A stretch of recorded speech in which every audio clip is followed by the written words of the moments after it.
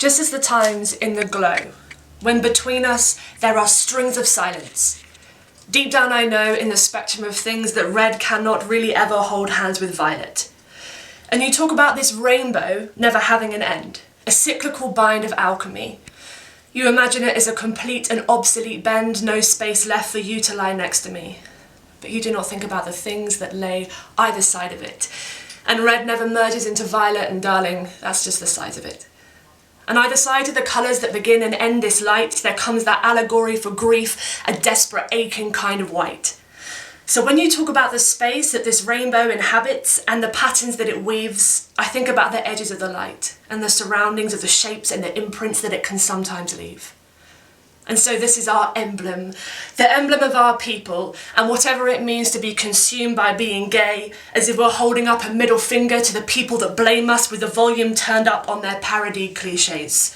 Let's cover it with a sparkled lid, place it in a box labelled sex, and put it at the roof of a unicorn's mouth, because God forbid we be represented by something too complex for these heterosexuals to figure out. Because it's neat, and so much easier this way to say we're friendly and we're colourful and we love being gay.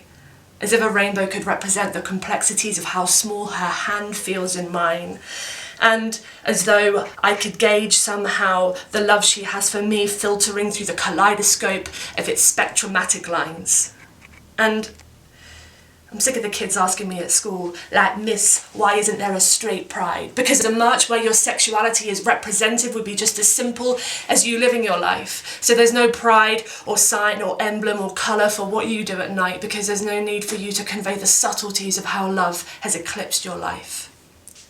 And people don't know anymore whether to turn on their TV to watch the Sochi Olympics, but it's all the same to me. To protest against Russia is a concept that's so liberal and freeing, but to be honest with you, I never really enjoyed the skiing, and so what difference is that static on my TV screen going to make to a generation that's already so filled with hate? And all of this protesting and future investing is not going to teach me the art of unloving you, because after all, I think that life is just a room inside another room, and it's a prelude to a goodbye that always comes too soon. And so in this rainbow, there's no space left for you to lie next to me, because even though you're red and you're violet, I promise you that loving you always brought out the best in me. And the way that you held my ribs felt like alchemy. And around you, I was a better kind of me, the kind of person that didn't let the divisions of colours and their boundaries stop me. And I don't know what the cities inside of us mean anymore, and I feel cast on a shelf, so you can take your rainbow and your colours and your pride, and you can go fuck yourself and leave me here in the dark, in a place where it is silent.